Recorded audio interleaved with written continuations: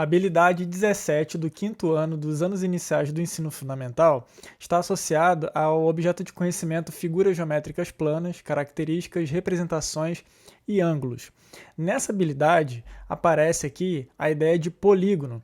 Então, para a gente poder entender bem esse objeto de conhecimento, a gente vai falar um pouquinho a respeito da definição de polígono e algumas características, algumas informações importantes a respeito dos principais polígonos que a gente trabalha nos anos iniciais. Então vamos lá para a gente poder falar a respeito de polígono. Para a gente poder definir o que é polígono, a gente vai voltar um pouco para a ideia de linha poligonal. O que é uma linha poligonal? Aqui eu coloquei 4 exemplos de linhas poligonais, mas a gente poderia apresentar de uma maneira um pouco mais simples, que a linha poligonal é como se fosse uma sequência de segmentos de reta. Então aqui a gente tem o segmento A1, A2, né? As duas extremidades são A1 e A2. Aí na extremidade A2 eu traço um outro segmento, que é o A2, A3. Depois na extremidade A3 eu faço um outro segmento e assim eu vou fazendo segmentos seguindo essa ideia. Então, a gente tem a primeira definição aqui, na primeira característica, é que a linha poligonal ela pode ser aberta ou fechada. Então aqui, essa primeira figura, ela é uma linha poligonal aberta, né, porque a gente não tem aqui do A1 até o A5, né, o segmento de reta. Aqui é uma linha poligonal fechada, porque você viu que ele voltou, né, o segmento de reta voltou para aquele ponto inicial. Aqui a gente também tem uma linha poligonal fechada e aqui a gente tem uma linha poligonal aberta. Então, primeiro a linha poligonal ela pode ser aberta ou fechada. Agora vamos pensar na ideia de que ela pode ser simples ou não simples. Então aqui a gente tem uma linha poligonal que é simples, né? Aqui a gente também tem uma linha poligonal simples. Aqui, essas duas últimas, elas já são não simples. Então, o que seria o simples ou não simples? Traduzindo mais fácil possível, a não simples ela se cruza em algum momento aqui, tá? Então, por exemplo, aqui a gente vamos imaginar que a gente começou do A1 foi até o A2, depois do A2 até o A3, A3 até o A4 e do A4 até o A1. E aí ele cruzou aqui, os dois segmentos aqui se cruzaram. Então é classificado como não simples. Aqui também é a mesma coisa. Em algum momento aqui eles se cruzaram. Então essas duas linhas poligonais aqui, elas são simples e essas duas da direita aqui são não simples. Então a gente pode até organizar aqui, né, nesse quadro. Então, por exemplo, aqui, as classificações elas se cruzam ali, né? Então, essa linha poligonal aqui, ela é aberta, ela pode ser classificada como aberta e simples, essa daqui. Essa aqui, ela é fechada e simples. Essa aqui, ela é aberta e não simples, né? É aberta porque ela não está aqui, não tem um segmento ligando do A1 até o A5. E não simples porque ela se cruzou. E aqui, ela é fechada, né? Porém, ela é não simples porque ela se cruzou aqui. A linha poligonal simples e fechada, que é essa aqui, né? A única dessas 4 aqui que é uma linha poligonal simples e fechada, é ela que a gente vai definir como sendo um polígono. Então, o que é o polígono, de acordo com essa definição? É uma linha poligonal simples e fechada. Então, levando em consideração essa definição, o que a gente tem aqui? Aqui a gente tem um triângulo, né? E aqui a gente tem um quadrado. Então, o polígono, na verdade, ele é só o contorno, né? Considerando essa definição, o polígono ele é só o contorno. Quando a gente vê uma figura desse tipo aqui, que está colorida ali o interior, a gente encontra em alguns materiais falando que ela é uma região triangular. Então, o que seria a região triangular? Seria a parte de dentro, né? A região interna ali do polígono. Então, alguns materiais eles apresentam desse jeito, o triângulo e a região triangular, quadrado e a região quadrada. Conforme vai avançando, os materiais apresentam o seguinte, bom, a gente vai falar que o polígono é tanto só o contorno quanto a região interna. E aí, acaba que os materiais, de uma maneira geral, fazem essa escolha.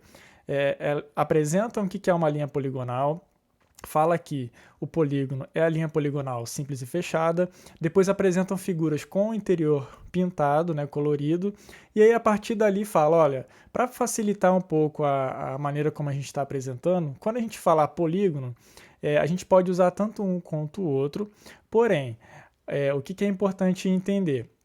Que quando for tratar de um polígono para calcular, por exemplo, o perímetro, a gente está considerando só o contorno. E quando vai falar a respeito da área, a gente está pensando na região interna a esse contorno. Então, você vai encontrar em diversos materiais didáticos falando que o triângulo é só o contorno ou o contorno mais o seu interior. Mesma coisa no caso do quadrado, vai dizer que o quadrado é só o contorno e também o contorno com o seu interior, tá? Isso é bem tranquilo, é bem simples. Eu estou apresentando essa maneira porque existem livros didáticos que apresentam os dois conceitos. Então, você que é professor, você só precisa compreender ali qual é o conceito que está sendo apresentado naquele material didático específico e, de alguma maneira, se você concorda ou não com esse conceito, né, adaptar, se for o caso, ali para trabalhar com os seus alunos. Mas as duas ideias ali são bem aceitas. Bom, falando a respeito dos elementos, né? Então a gente tem aqui os vértices, né, que são as extremidades ali dos segmentos de reta.